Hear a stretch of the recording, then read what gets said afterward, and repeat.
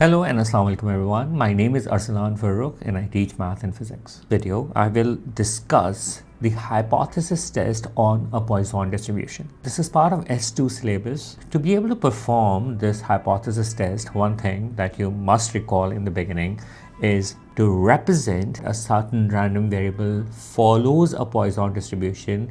Lambda over here is the mean of the Poisson distribution. And then you must know that the formula to calculate probability is probability of x equals r is equal to e power negative lambda. Lambda is the mean value. Lambda to the power r is what you are finding out the probability of, divided by r factorial. To be able to understand this particular setup process, it is very important that you follow the previous video where I explained step by step how to perform hypothesis tests on binomial distribution. This is pretty much a continuation of that. The process that you perform is very similar, but of course here you are performing it on Poisson distribution. In binomial distribution, you performed a hypothesis test on the probability, whereas in Poisson distribution you perform a hypothesis test on the mean value. That is, you suspect that the mean value has changed. The test is going to be performed on the mean value. Your null hypothesis is going to be always a pre-decided value of lambda. And then there are three possibilities for alternate hypothesis. If you're looking to test if the mean value has increased, then H1 is going to be lambda is greater than lambda naught, the value that you have taken in the null hypothesis. If you're looking for a decrease in mean, that is going to be lambda is less than lambda naught. This is going to be one tail upper tail test. This is going to be one tail lower tail test. Whereas if you're looking for a possibility of mean value to be changed and you're not sure whether it has increased or decreased, so it will be lambda is not equal to lambda naught, which means it's going to be a two-tail test. In one tail upper tail test, your critical region will lie at the upper tail of the distribution, and the probability of the critical region is going to be judged by the given significance level. Similarly, for one tail lower tail test, the probability of the lower tail is going to be equal to the significance level, and for two tail test, the significance level divides equally at the two tails. So the probability of upper tail would be half of alpha percent, and probability of lower tail, which also is part of the critical region, would also be half of alpha percent. To perform the test, you will move on with the assumption of null hypothesis to be true. So you write down the distribution while picking the value of mean from the null hypothesis. After that, you have to perform the probability calculations and you have to get the cumulative probability. In case of upper tail test, you will get the cumulative probability of the upper tail till it crosses alpha percent. In case of lower tail test, you will calculate the cumulative probability of the lower tail till it crosses alpha percent. And in case of two tail test, you will calculate the cumulative probability of the lower tail till it crosses half of alpha percent plus the upper tail, which should also cross half of alpha percent. Unlike as it happens in binomial distribution, the upper tail and the lower tail are going to be symmetric. That means number of values on the upper tail must be equal to the number of values in the lower tail. That is not so in case of Poisson distribution. So here you have to separately calculate. In case you have a test value which lies in the upper tail, then you have to calculate the upper tail probability separately. With the calculations of probability and seeing where you cross the significance level, you will identify the critical region. You will be given a certain test value to check where that test value lies. When you compare that test value, if it lies in the critical region, then you will accept H1. If it lies outside the critical region, you will accept H0. And then you write down the concluding statement with respect to the situation. Let's have a look at a question where it says the number of breakdowns per week of an office photocopier can be modeled by a Poisson distribution with mean 4.5. The standard mean up till now is 4.5. The photocopier was serviced and during the next week it broke down just twice. So it was serviced and we have the number of times it broke down in the next week. Is there evidence at the 10% level of an improvement in the reliability of the photocopier? So we are actually looking to test if the number of breakdowns have reduced. That is, mean number of breakdowns have reduced. So H0 would be lambda is equal to 4.5 and H1 is going to be lambda is less than 4.5. With the assumption of null hypothesis to be true, we will write down the distribution of the variable and that's going to be x follows Poisson with mean 4.5. And then since it's a 10% significance level with the lower tail, so I'm going to keep on adding the cumulative probabilities of the lower tail till it crosses 10% mark. So I calculate the probability of 0 and that comes out to be 1.11%.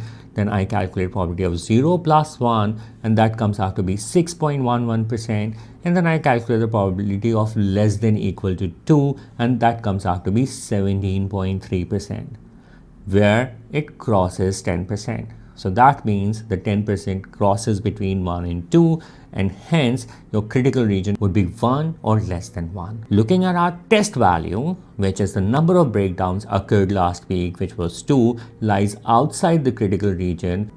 And if the test value lies outside the critical region, that means that the H0 is going to be accepted. And that is the mean number of breakdowns have not reduced and it still is 4.5.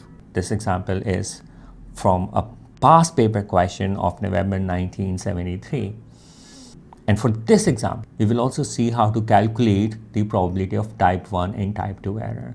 You need to recall that type 1 error is when H0 is true and H1 is accepted.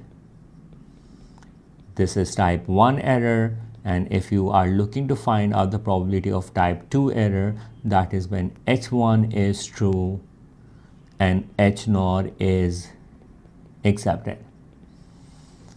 So with H0 being true and H1 being accepted is going to be the probability of the critical region.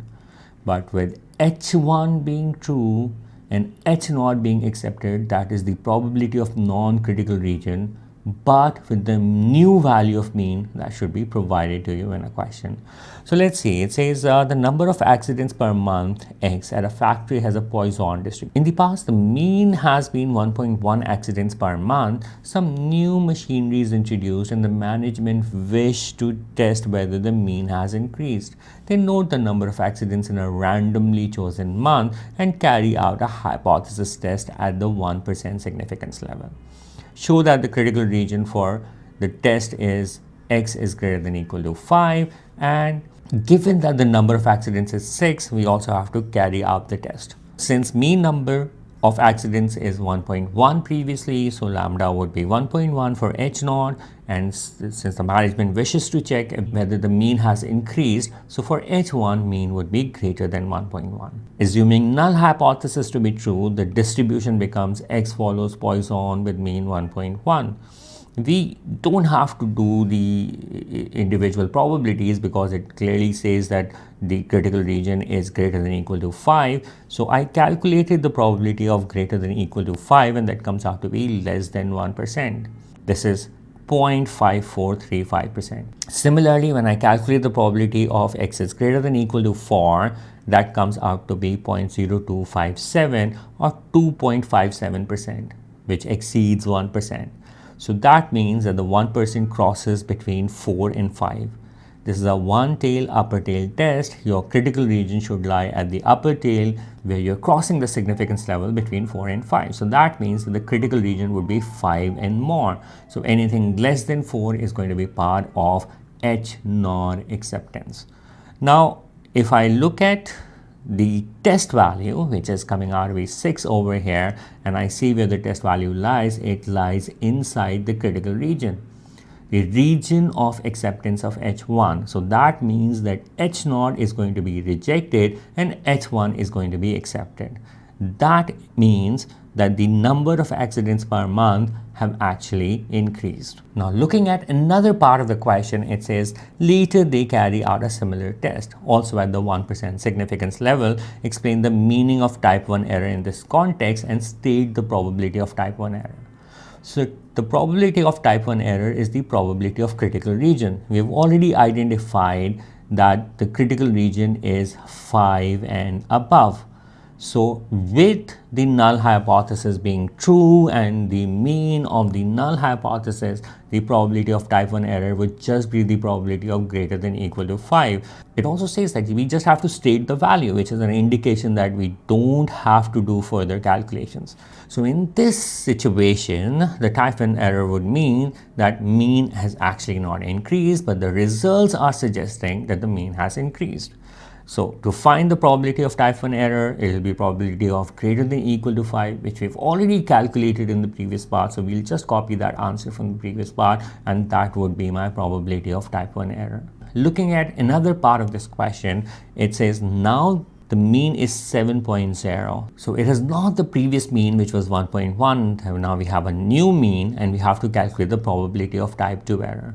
Well, your critical region remains the same. So that means your non-critical region is going to be less than or equal to 4. So you have to find out the probability of acceptance of H0 where H1 is true, which means that the mean value has changed and the new mean value has been provided to you, and you have to find out the probability of x is less than or equal to 4. So you, with the new mean value, you apply the probability formula on the Poisson distribution, which is e power negative lambda, lambda to the power r over r factorial, and you calculate the cumulative probability of the non-critical region, which comes out to be the probability of type 2 error. So I hope, guys, this video was helpful in terms of identifying how to perform a hypothesis test on Poisson distribution and how to calculate the probabilities of type 1 and type 2 error. If it did help, I would really appreciate if you would give a thumbs up and also subscribe to my channel.